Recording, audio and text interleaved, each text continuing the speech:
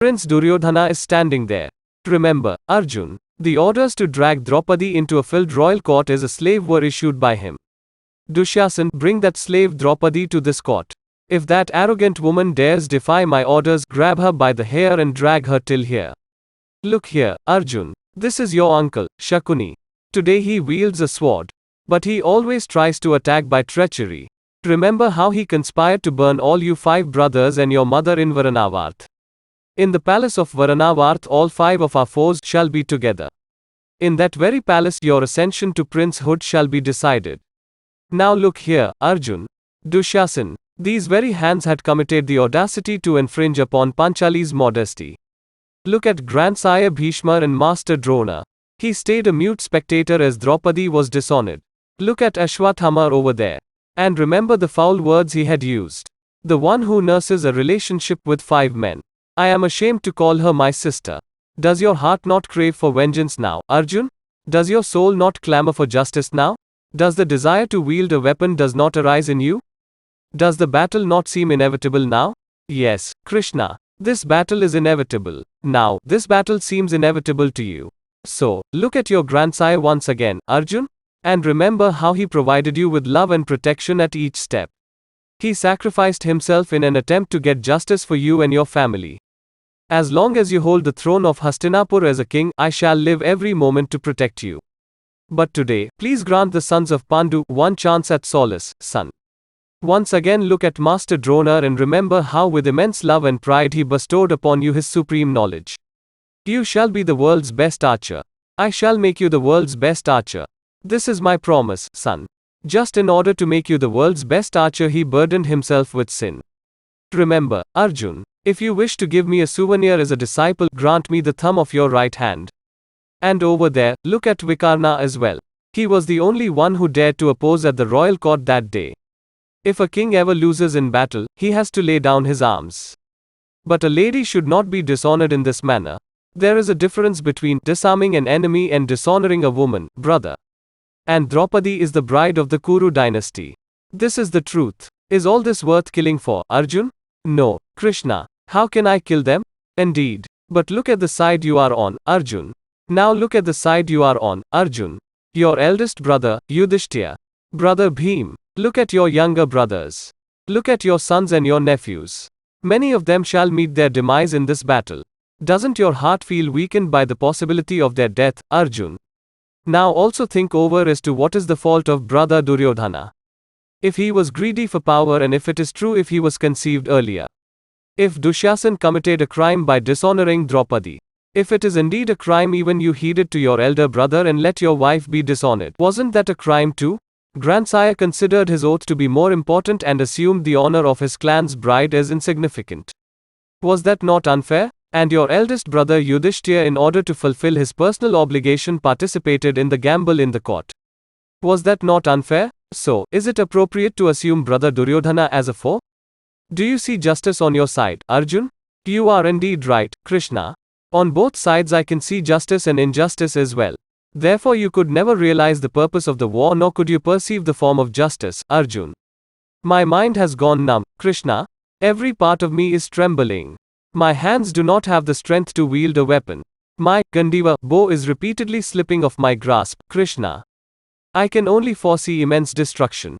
Only immense destruction. Why? What for, Krishna? What for? The agony of insult? The thoughts of injustice or the oath of vengeance? I do not have any such reason. I have no reason, Krishna, to accept such vast catastrophe. I cannot. A catastrophe is the foundation of reformation, Arjun. If a branch of a tree is cut off to grow in its place.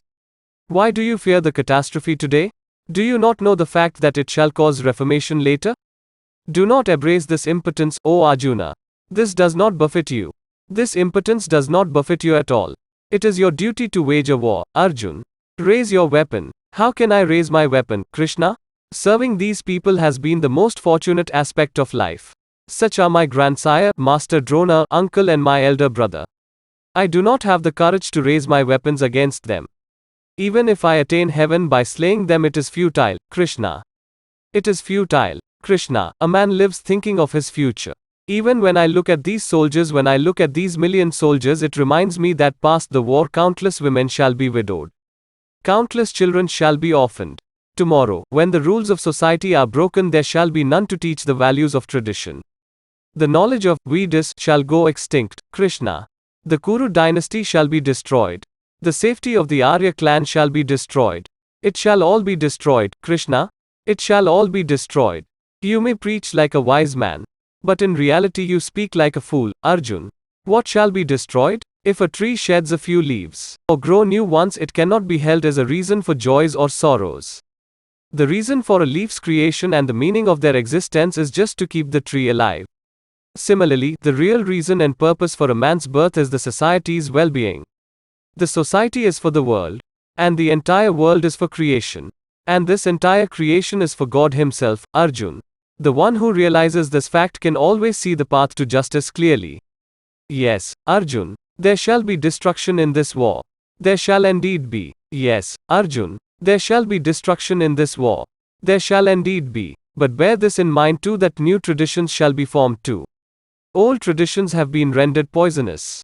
Thousands of years ago, the heritage that was established by the Vedas now remain as mere words.